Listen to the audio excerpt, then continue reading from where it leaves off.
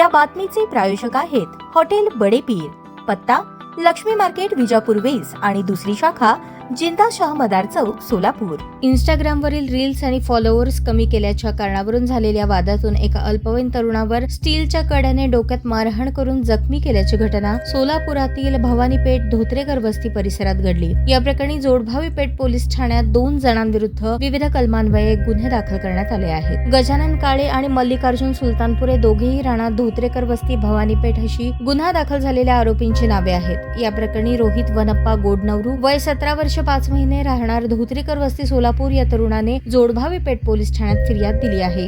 Police सूत्रांनी दिलेल्या माहितीनुसार 1 ऑगस्ट 2026 रोजी रात्री 9:30च्या सुमारास फिर्यादी रोहित हा भवानी पेठ येथील बाहीकट्टी यांच्या गोडाऊन समोर बसला होता। त्यावेळी आरोपी गजानन काळ तिथे आला आणि तू माझे इंस्टाग्रामवरील रील्स आणि फॉलोअर्स कमी का केले असा जाब विचारत गजाननने रोहितला शिवीगाळ करण्यास सुरुवात केली। वाद वाढल्यानंतर गजाननने हातातील स्टीलच्या कड्याने रोहितच्या डोक्यात मारून त्याला गंभीर जखमी केले। भांडणाचा आवाज ऐकून गजाननचे काका आरोपी मल्लिकार्जुन सुलतानपुरे हे देखील त्या ठिकाणी आले। त्यांनी रोहितची गच्ची पकडून त्याला शिवीगाळ करत तोंडावर चापटा मारल्या। दरम्यान रोहितचा मावस भाऊ सतीश वडलूर भांडण सोडवण्यासाठी आला असता त्यालाही आरोपी गजानन काळे यांनी शिवीगाळ करत मारहाण केली। घटनेनंतर जखमी अवस्थेत रोहितने जोडभावी पेठ पोलीस ठाणे गाठले। पोलिसांनी त्याला वैद्यकीय उपचारासाठी छत्रपती शिवाजी महाराज सर्वोपचार शासकीय रुग्णालय येथे पाठवले।